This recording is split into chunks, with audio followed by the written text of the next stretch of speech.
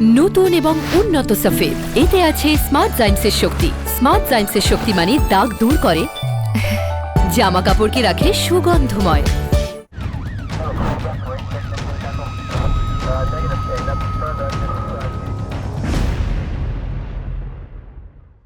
এমন একজন আইনজীবী যিনি গত ২৫ বছরের বেশি সময় ধরে আমাদের রাজ্যে কাজ করে চলেছেন। এমন তার বিস্তার, তার কাছে এমন এমন ঘটনা রয়েছে, তিনি এমন এমন মামলায় অভিযুক্তকে দোষী প্রমাণিত করে শেষ পর্যন্ত শাস্তি দিতে বাধ্য করেছেন আদালতকে। সেই মানুষটি আজ আমাদের অতিথি। আমাদের সঙ্গে রয়েছেন নবকুমার ঘোষ। প্রথমে আপনার কাছ থেকে জানতে চাইব যে এই প্রফেশনে কবে এসেছিলেন, কিভাবে এসেছিলেন? আমি একসাথে MA আর LLB একসাথে পাস করেছি। আচ্ছা। পাস করার পরে LLBটা আমাদের সকালে ছিল, ওটা করে দুপুরে MA পড়াশোনা করেছি। করার পরে আমি পাস করার পরে কিন্তু আই স্টার্টেড মাই প্র্যাকটিস।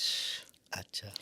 এবং সাথে আমি হাজরার যে ল কলেজ, সেখানেও প্রায় 10 বছর আমি প্রফেসরি করেছি। তো এই যে পড়াশোনা করলেন ক্রিমিনাল ল, এইটাকে আপনার হঠাৎ করে টানলো কেন? ও এটা টানার আর কিছু নয়, এর একটা আলাদা আকর্ষণ আছে। কীরকম যদি একটু বলেন।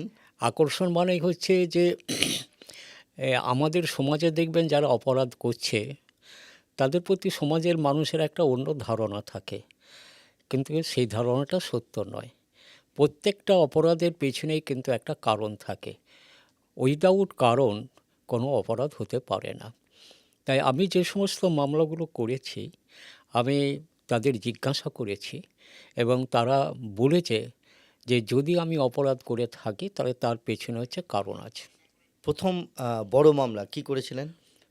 দেখুন, আমার মনে হচ্ছে প্রথম মামলা যেটা, সেটা হচ্ছে ওই বড় ভাইকে মেরে হ্যাঁ। ঘরের আপনার ফ্লোরের মধ্যেই আপনার পুঁতে রাখার মামলা। সেটা আমার আজও মনে আছে। 2C Beadon street, Kolkata. আচ্ছা। বড় ভাই অবিবাহিত ছিল। আচ্ছা। তাদের সম্পত্তির বা তার যেগুলো আছে সেইগুলোকে করার জন্যে তার ভাই এবং তার ভাইয়ের ওয়াইফ তাকে মেরে ওই ফ্লোরের মধ্যেই আপনার পুঁতে রেখেছিল। মানে একতলার বাড়ির। হ্যাঁ। এরপরে যখন দেখা যাচ্ছে তাকে আর এলাকায় দেখা যাচ্ছে না, ন্যাচারালি তার যে সমস্ত বন্ধুবান্ধব তারা খোঁজ করে দেখছে যে তাই তো ওকে পাওয়া যাচ্ছে না কেন, তখন এই তার ভাই এবং ভাইয়ের ওয়াইফকে চেপে ধরে যে বলো তোমরা সে কোথায়। তখন বাধ্য হয়ে তারা তাদের অপরাধটা স্বীকার করে। এই যে মামলাটা করলেন, এইখানে অকাট্য প্রমাণ, সেগুলো তো খুব গুরুত্বপূর্ণ। প্রমাণটা হচ্ছে, প্রথমত বলি, আমাদের আইনে একটা অদ্ভুত ব্যবস্থা আছে। সেটা হচ্ছে, একটা শুধু ছোট উদাহরণ দিই তাহলে বুঝতে পারবেন। সাইকেল আরোহী একটা বাচ্চাকে নিয়ে সাইকেলে করে যাচ্ছে, ঠিক পরের দিনই সেই বাচ্চাটা ডেড বডি পাওয়া গেল। আচ্ছা। যে সাইকেল আরোহী তাকে আসামি করা হলো।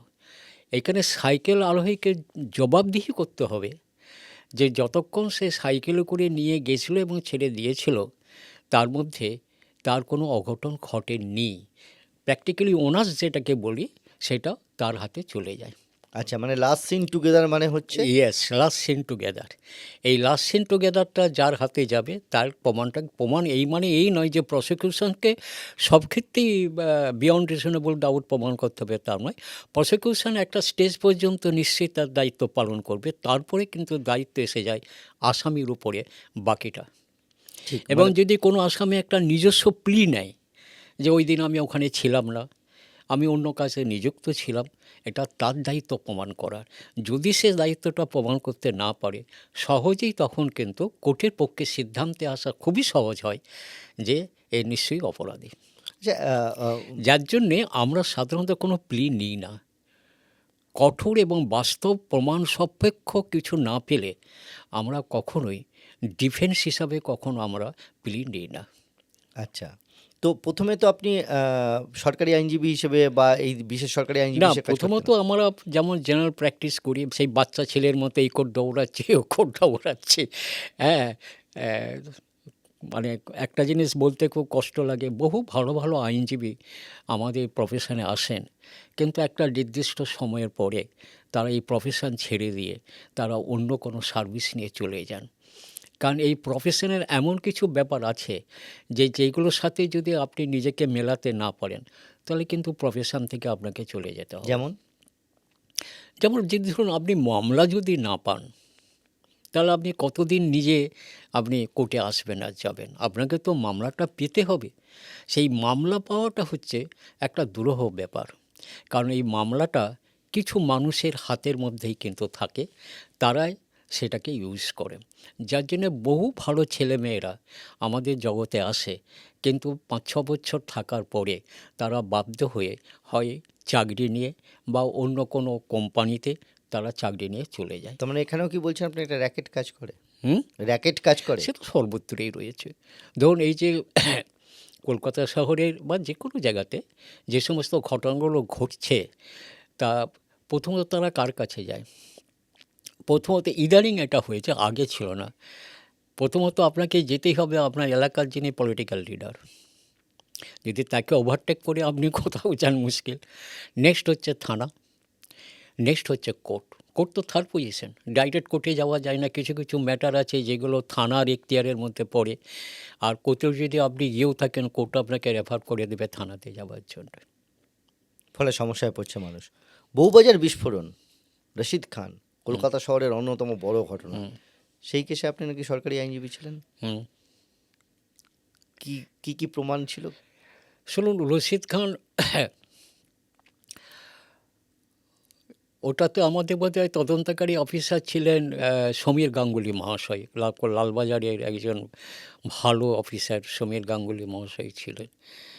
ওই মামলাটা খুব খেটেছিলাম, প্র্যাকটিক্যালি ডে অ্যান্ড নাইট আমি এই ঘটনাস্থলেই পড়ে থাকতাম। একজন আইনজীবীকে ঘটনাস্থলে কেন পড়ে থাকতে হয়? হ্যাঁ, কারণ ঘটনাস্থল আপনি যদি যান তাহলে আপনি বুঝতে পারবেন যে কী ঘটনা ঘটেছে, কতটা ঘটতে পারে, হ্যাঁ, কীভাবে ঘটতে পারে। ঘটনাস্থল আপনাকে বলে দেবে। বা যে চার্জশিটটা আপনি পেলেন, সেই চার্জশিটের মধ্যে যে সমস্ত তথ্যগুলো আছে, সেই তথ্যগুলো কি সবই সঠিক, না কিছু ভুল, কিছু ভ্রান্তি আছে, সেটা ঘটনাস্থলে যখন গিয়ে আপনি দাঁড়াবেন না, এবং তখনই দেখবেন সেগুলো ধরা পড়ে যায়। তার মানে সেই প্র্যাকটিসটা আপনি বজায় রাখেন? আমি এখনও পর্যন্ত কোনো মামলা পেলে, ডিফেন্সের বা প্রসিকিউশনস পেলে, আমি সাধারণত ঘটনাস্থলে যাওয়ার চেষ্টা করি, এবং ঘটনাস্থল থেকে বোঝা যায় যে কতটা সত্য, কতটা এটার মধ্যে মেশানো আছে, সেগুলো বোঝা যায়। আচ্ছা, ওই মামলাটায় রশিদ খানের তো শেষ পর্যন্ত যাবজ্জীবন এবং সেই সাজাতেই রয়েছেন। এখনও পর্যন্ত উনি মুক্তি পাননি পুরোপুরি। যাবজ্জীবন মানেই হচ্ছে, শুনুন বলে রাখি, অনেকের ধারণা নেই, যাবজ্জীবন কিন্তু মানেই হচ্ছে টিল ডেথ। কিন্তু আমাদের বর্তমান যে সমস্ত এগুলো আছে, আমাদের মানে বিচার বিভাগ রায় যে সমস্তগুলো বেরিয়েছে, তাতে হয় কি, অ্যাট এ টাইম যদি 12 বছর কাটার পর আপনার যদি আবেদন করে, তাহলে সেই আবেদনের বেসিসে যদি মনে হয় যে he has change himself, say completely পাল্টে গেছে, তাহলে তাকে ছেড়ে দেওয়ার ব্যবস্থা করা হয়। কিন্তু অ্যাট এ টাইম 12 বছর থাকতেই হবে। তো এই মামলায় তো সমস্ত তথ্য প্রমাণ তো বিরাট ব্যাপার ছিল, ওখানে একটা বিরাট বিধ্বংসী ঘটনা ঘটেছিল। তো এখানে 69 জন বোধহয় মারা গেছিলেন, আর 150 জনের মতো মানুষ বোধহয় আহত হয়েছিল ওই মামলায়। এক্ষেত্রে রশিদ খান কি কোনো আবেদন করেছিল, মানে তাকে সে দোষী নয় বা এরকম কিছু? না, মামলা যখন চলেছে তখন তো সবাই দোষী হলেও সে বলছে আমি নির্দোষ, আর যে নির্দোষ সে তো নির্দোষ। হ্যাঁ, সুতরাং সে তো বলবেই যে আমি নির্দোষ। এবং আমার যতটুকু পর্যবেক্ষণ ছিল, প্র্যাকটিক্যালি রশিদকে তো আমি খুব কাছ থেকে দেখেছি, মিশেছি, যে অত ভালো মানুষ কী করে একটা অপরাধ জগতে চলে গেল, এটা কিন্তু কারণ তিনি সিগারেট পর্যন্ত, বিড়ি পর্যন্ত, মদ, এমনকি নশি পর্যন্ত নিতেন না। Rashid Khan as a man, মানে মানুষ হিসেবে একটা আলাদা হয়, আর অপরাধটা আলাদা, অপরাধ হ্যাঁ। একটা আলাদা হয়। মানুষ হিসাবে ভালো ছিল। ওই মামলায় একটা গুরুত্বপূর্ণ কথা, কিছু কিছু ইনভেস্টিগেটিং অফিসার, সমীর গাঙ্গুলি ছিলেন, তার সঙ্গে বিকাশ চট্টোপাধ্যায় ছিলেন, আরও কেউ কেউ ছিল। বিকাশ চট্টোপাধ্যায় প্রথম আইও, উনিও আমাদের এখানে এসেছিলেন। উনি বলছিলেন যে এরকম একটা তথ্য জানা যায় যে কোনো একটা বিস্ফোরণ ঘটানোর জন্য আমাদের রাজ্যে এই মজুত করা হয়েছিল। আপনি কি চার্জশিটে এবং এই কাগজপত্রে? না, বলি এটা অব্যক্ত রাখায় বলি যে এই যে বিস্ফোরণ ঘটনার পেছনে একটা কারণ ছিল। আচ্ছা। ওনাদের একটা ধারণা হয়েছিল যে হিন্দু আর মুসলিম এরকম একটা ধারণা এসে গেছিলো যে হয়তো হিন্দুরা ওদের ওপরে কোনোভাবে অ্যাটাক করতে পারে, এরকম করতে পারে। তাই মূলত সেই কারণে নিজেদেরকে বাঁচানোর জন্যে বা এইসব কারণের জন্যই কিন্তু তারা ওই কাজটা করেছিল। রশিদ খান অধ্যায় গেল, এরপরে কলকাতা শহরে বা আমাদের রাজ্যে প্রথম টেররিস্ট অ্যাক্টিভিটি আমেরিকান সেন্টার, সেখানেও তো আপনি ছিলাম। কীরকম কী ঘটনা ঘটেছিল? আমেরিকান সেন্টার অ্যাটাকের পেছনের কারণটা হচ্ছে যে অ্যাটাকটা করেছিল, নামটাও আরেকবার বলুন। আফতাব আনসারি। আফতাব আনসারি। তার এই যে আক্রোশ, তার এই যে রাগ হয়েছিল, প্রবাবলি মেবি কারেক্টেড, তার ভাই না কাকে বোধ হয় করা হয়েছিল, এই আসিফ রেজা খান, হ্যাঁ, তাকে তার আমির রাজা খানকে মেরে ফেলা হয়েছিল। তিল জলায় বাড়ি ছিল। হ্যাঁ, সেই আক্রোশ হি টার্ন ইনটু হিমসেলফ। তারই প্রতিশোধ একটার পর একটা নিতে শুরু করলো এবং তারই হচ্ছে আমেরিকান সেন্টার অ্যাটাক। কারণ আমেরিকান সেন্টারটাকে বেছে নিয়েছিল এই কারণে যে আমেরিকান সেন্টারের উপর অ্যাটাক করলে পর এটা সারা বিশ্বে চলে যাবে। ছোটোখাটো জায়গায় অ্যাটাক করলে আমার কলকাতার মধ্যে এটা সীমাবদ্ধ থাকবে, কিন্তু আমেরিকান সেন্টার হচ্ছে ম্যাটারটা গোটা বিশ্বকে জানানো যাবে। সেই জন্য উনি ওই আমেরিকান সেন্টারটাকে বেছে নিয়েছেন। আচ্ছা, এটার সঙ্গে তো রিলেটেড খাদিমকর্তা অপহরণের ঘটনাটাও, সেটা তো আফতাব আনসারি অ্যান্ড অ্যাসোসিয়েটস তারা কাজ করেছিল। খাদিম কর্তাটা ছিল অন্য কারণে, ওইটা বোধ হয় টাকা তোলা। হ্যাঁ, ওটা অন্য কারণ। এই খাদিমকর্তা হচ্ছে যাকে তিলজলা থেকে অ্যাবডাক্ট করা হয়েছিল, পার্থ রায় বর্মন, তাকে তোলা হয়েছিল এবং তার আফতাব আনসারির টিমটাই করেছিল। 3 কোটি টাকার বোধহয় একটা কিছু লেনদেন। হ্যাঁ। আপনার সেটা সেই কেসেও তো আফতাব আনসারি অ্যাকিউজ ছিল। আফতাব আনসারিকে কেমন দেখেছেন আপনি? আফতাব আনসারিকে যদি আপনি দেখেন, আমি কোর্টের মধ্যে ওকে দেখেছি, দেখলে আপনাকে মনে হবে হি ইজ এ ফিলোসফার।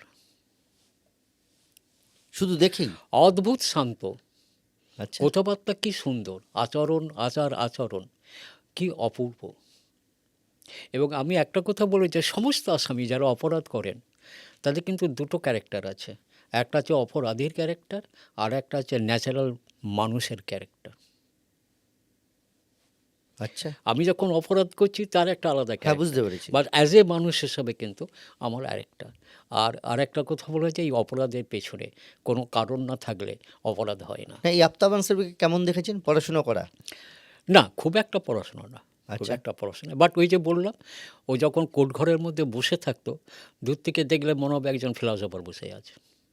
কোনো কথা বলতেন না, একদম চুপচাপ থাকতেন একদম। এবং যখন উপরে উঠতেন, সিঁড়ি দিয়ে উঠতেন, হ্যাঁ, নামতেন, কথাবার্তা আমি বলেছি, হ্যাঁ, খুব সুন্দর। কলকাতার বা এই রাজ্যের অন্যতম নৃশংস এক অপরাধী গুঞ্জন ঘোষ। গুঞ্জন ঘোষের মধ্যে আমি 3টে মামলা করেছি। একটা হচ্ছে বারাসাত রোমাজ হওয়ার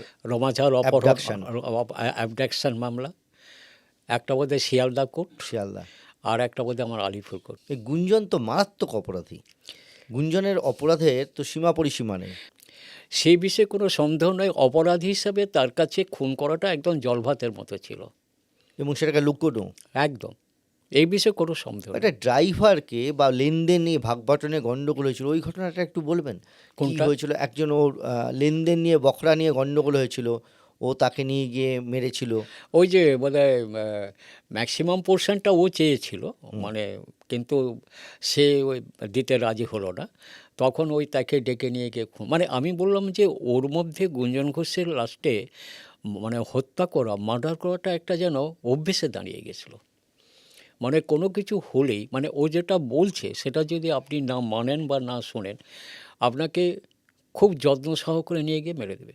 মানে মারাটা ওর কাছে একদম সাধারণ পর্যায়ে চলে গেছিলো। এই যে এতজন অপরাধীর সঙ্গে মিট করেছেন, অপরাধীদের দেখেছেন, এমন কোনো অপরাধীকে দেখেছেন যে আপনার সঙ্গে খারাপ ব্যবহার করেছে? না না না না, কারণ খারাপ ব্যবহার করার সুযোগটা পায়নি। হয়তো মনে মনে তাদের রাগ হয়েছে, কিন্তু ওই যে আমি একটা কথা বললাম, যে কোনো মামলা করার আগে অপরাধীর সাথে আমি কথা বলতাম। অপরাধীর সাথে তার কি দরকার না দরকার, কোনো অপরাধী স্বীকার করেছে যে সেই ঘটনা সে করেছে? আমি বলি, জেলখানায় জানেন, জেলখানার তো একটা আলাদা অ্যাডমিনিস্ট্রেশন আছে, আমি যে সমস্ত মামলায় অ্যাপিয়ার করেছি অ্যাজ এ প্রসিকিউশন হিসাবেই হোক বা অ্যাজ এ ডিফেন্স হিসাবেই হোক, আমার জানার চেষ্টা করি যে জেলখানার মধ্যে তাদের কোনো অসুবিধে হচ্ছে কি না। যদি সেরকম কোনো বক্তব্য তারা রেখে থাকে, তখন সঙ্গে সঙ্গে আমরা কোর্টের দৃষ্টি আকর্ষণ করে জেল অথরিটিকে, আমি এমনও করেছি 2-1 বার জেল অথরিটিকে আমি কোর্টে নিয়েও এসেছি, এবং এসে তাদের পরিষ্কার বলা হয়েছে যে আসামি কিন্তু তার নর্মাল যে লাইফ, জেলখানার ভিতরে যে স্বাভাবিক জীবনযাত্রা, সেটা তাকে করতে দিতে হবে, সেখানে যেমন তাকে কোনো রকম ব্যাঘাত করা না হয়। তা সেইগুলো আমি নজর রাখি। এবং হুব্বা শ্যামল কি হয়েছিল আপনার সঙ্গে নাকি? কোনটা? হুব্বা শ্যামল কি বলেছিল আপনার কাছে নাকি জামিনের পর দিন এসেছিল? না, এসে সে করার নাড়তে দেখে তো আমি ভয় পেয়ে গেছি। মানে জামিন পেয়েছে তারপরে সেই অপরাধী করা নাচ্ছে? না, ঘরে নক করছে, আমি দেখে ভয় পেয়ে গেছি। তখন তিনি বললেন, আপনার ভয়ের কোনো কারণ নেই, আমি এমনি আপনার সঙ্গে দেখা করতে এসেছি, আপনি আপনার মামলা করুন, চিন্তার কোনো কারণ নেই। আমি এবং আমার প্রশান্ত বন্ধু, আমরা আইন মোতাবেক কিন্তু মামলা করে গেছি। মানে জোর করে সাজা দেওয়ার প্রবণতা এটা আমাদের কখনোই ছিল না। তো একটা সময় আপনাকে দেখেছি সিকিউরিটি নিতে বা সিকিউরিটি পেতে। হ্যাঁ, সিকিউরিটি সেদিন অবধি ছিল, আমার বাড়িতেও ছিল, আমার সঙ্গেও ছিল। একটা সময় কলকাতা বা আমাদের রাজ্যে সরকারি আইনজীবীর সিকিউরিটি এটা ভাবা যেত না। হ্যাঁ, না, সেটা দেওয়া হয়েছিল একটাই কারণে বলি, তখন এই সমস্ত মামলাগুলো করছে, তো একটার পর একটা বড় বড় মামলাগুলো আমাকে দায়িত্ব দেওয়া হচ্ছে, আমি করে যাচ্ছি। সেই কারণে মানে ফর সেফটি অ্যান্ড সিকিউরিটির জন্যে রাজ্য সরকার থেকে আমার বাড়িতেও নিরাপত্তারক্ষী বসানো হয়েছিল, আর আমার সঙ্গেও একজনকে দেওয়া হয়েছিল। টাইম টু টাইম, কখন হয়তো একজন আসছে 6 মাস থাকছে চলে যাচ্ছে, আবার একজন আসছে, সেটার আর কোনো কারণ নয়। সেটা হচ্ছে সেই মুহূর্তে সেই সময়ে কলকাতা শহরে বড় বড় মামলাগুলোর দায়িত্ব কিন্তু আমাকে দেওয়া হয়েছিল, সেই কারণে তারা নিজের থেকে সিকিউরিটির ব্যবস্থা করেছে। এমন কোনো মামলা হয়েছে যে মামলায় আপনি খেটেছেন, সমস্ত কিছু করেছেন, কিন্তু তথ্য প্রমাণ সঠিক না থাকায় দোষী হ্যাঁ, সাজা হয়নি? অ্যাকুইটাল হয়েছে, কিছু কিছু মামলা আমরা খেটেছি, পরিশ্রম করেছি, অ্যাকুইটাল হয়েছে। এবার এইখানে একটা কথা বলে রাখি, এক একটা জজের এক একটা দৃষ্টিভঙ্গি থাকে, এক একজন বিচারকের এক একটা কিন্তু দৃষ্টিভঙ্গি থাকে। আচ্ছা, সেই দৃষ্টিভঙ্গি নিয়ে তিনি কিন্তু বিচার ব্যবস্থায় বিচার করেন, কিন্তু ফলে সেই দৃষ্টিভঙ্গির ভিত্তিতে মধ্যে যদি এসে যায়, তাহলে সেইভাবে তিনি রায় দেন। আরেক শ্রেণীর বিচারক আছেন যারা সাজা দিতে ভালোবাসে, আরেক শ্রেণীর বিচারক আছেন যারা অ্যাকুইটাল করতে ভালোবাসে। বাবা আপনি তো এক একটা মারাত্মক কথা বলছেন। হ্যাঁ, ব্যক্তিগত এক একটা বিচারকের এক একটা মাইন্ড রয়েছে। এক একটা বিচারক তারা সাজা দিতে ভালোবাসে, একটা সেন্টেন্স পেলেই সাজা দিয়ে দিচ্ছে, এমনও আমি পেয়েছি। আবার এক একজন বিচারক আছে, তারা ভাবনা হচ্ছে সাজা দিয়ে হবেটা কি, সংসারটা নষ্ট হয়ে যাবে। মানে এইগুলো ওদের মনের মধ্যে কিন্তু প্লে করে। এই যে বলা হয় যে ফাঁসির সাজা দিলে নাকি বিচারক বা বিচারপতি তিনি নাকি পেনটা নিবটা ভেঙে দেন, এটা কি ঠিক? হ্যাঁ, ওটা কিছুটা সত্য। তার কারণ হচ্ছে যে যাতে করে ওই কলমটা ইউজ করতে না পারে, সেই জন্য এই নিপটাকে ভেঙে দিয়ে ফেলে দেওয়া হয়। কেন কলমটা ইউজ করবে? ওটা হচ্ছে জানি না, ওটা যারা এগুলো করেন, Prejudice, হ্যাঁ, মানে সংস্কার। যারা ফাঁসির সাজা তো প্র্যাকটিক্যালি এখন আমাদের উঠেই গেছে, এখন তো আর ফাঁসি বলতে নেই। চরম অপরাধ করলেও তাকে লাইফই দেওয়া হচ্ছে, ফাঁসিটা প্রায়। এবং আমাদের বিচার সুপ্রিম কোর্টও চাইছে না যে ফাঁসির ব্যাপারটা থাক, বা আমাদের দেশের যারা শাসন ব্যবস্থা বা আইন বিভাগ আছেন তারাও ঠিক ফাঁসিটা চাইছে না আর কি। কিন্তু ওই ফাঁসিটা দিয়ে যে কলমটা ভেঙে দেয়, তার কারণটা হচ্ছে কলমটা যাতে আর কেউ ব্যবহার করতে না পারে। মানে এর মধ্যে কি পুরোটাই সংস্কার? এটা একটা কুসংস্কার, এটা এছাড়া আর কিছু না। এটা একটা পিওরলি, এক একটা মানুষের তো এক একটা কুসংস্কার থাকে, এটা হচ্ছে তার একটা কুসংস্কার। আপনি নিজে কোনোদিন আইনজীবী সে কারোর ফাঁসির সাজা চেয়েছেন? আমার মনে হয় না। আমি কখনো হয়তো বলেছি চরম সাজা দিন, কিন্তু ফাঁসি দিন, এরকম কথা আমি কখনো বলি না। এবং মূলত বলতে গেলে আই এম এগেনস্ট দ্য ফাঁসি। একটা মানুষ অপরাধ করেছে, আমি অস্বীকার করছি না, তার সাজা হবে, সাজা খাটবে, সেটাও ঠিক। কিন্তু ফাঁসিটা মানে কি এই নয় যে আর একটা মানুষকে আমরা মেরে ফেললাম। কিন্তু যার পরিবারের সঙ্গে ঘটনা ঘটে, ফাঁসিটা দিলাম, তাতে কি অপরাধটা নষ্ট হয়ে গেল? বরঞ্চ আমি মনে করি এই ফাঁসির অর্ডার হলে পর তার যে আদার ফ্যামিলি মেম্বার যারা থাকেন তারা কিন্তু আরও ভয়ানক হয়ে ওঠে। একটা ফাঁসি দেওয়া মানে একটা পরিবার নষ্ট হয়ে যায়। এর সাথে যাবজ্জীবন থাকলে তো না, পরিবার নষ্ট না, হবে। যাবজ্জীবন কারাদণ্ডের তবু তো একটা স্কোপ থাকে। ধরুন আমি জেলখানায় গিয়ে দেখা করার সুযোগটা পাচ্ছি, আমি সেখানে গিয়ে কথা বলার সুযোগটা পাচ্ছি, বা আপনি জানেন যে আপনার এখন আমাদের ইয়েও হয়েছে, মাঝে মাঝে ছুটি পাওয়া যায়, 2-4 দিনের ছুটি পাওয়া যায় প্যারোলে, যেটাকে প্যারোল বলা হয়। সেই প্যারোলে ছাড়া হয়, সেই প্যারোলটা কেটে গেলে আবার এসে জেলে ঢোকা যায়। কিন্তু ফাঁসিতে হলে পর আর সেই সুযোগটা থাকে না। এই জুডিশিয়ারি তার সঙ্গে সরকারি এই তদন্ত এবং বিচার ব্যবস্থা এবং তার সঙ্গে জেল সব মিলে নাকি একটা টাকা পয়সার প্রচুর লেনদেন চলে। এখন ওটা বলা উচিত হবে না, আমি কি করে বলবো, আমি কোনোদিন না, আপনি করি যা না। শুনেছেন সেটা বলুন।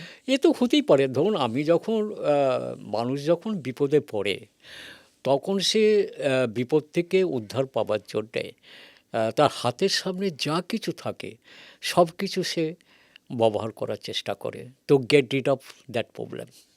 আইন এবং বিচার ব্যবস্থা সম্পর্কে যা শুনলেন, আরও বেশ কিছু কথা শুনবেন পরবর্তী অংশে। নতুন এবং উন্নত সফেদ, এতে আছে স্মার্ট জাইমসের শক্তি। স্মার্ট জাইমসের শক্তি মানে দাগ দূর করে, জামা কাপড়কে রাখে সুগন্ধময়।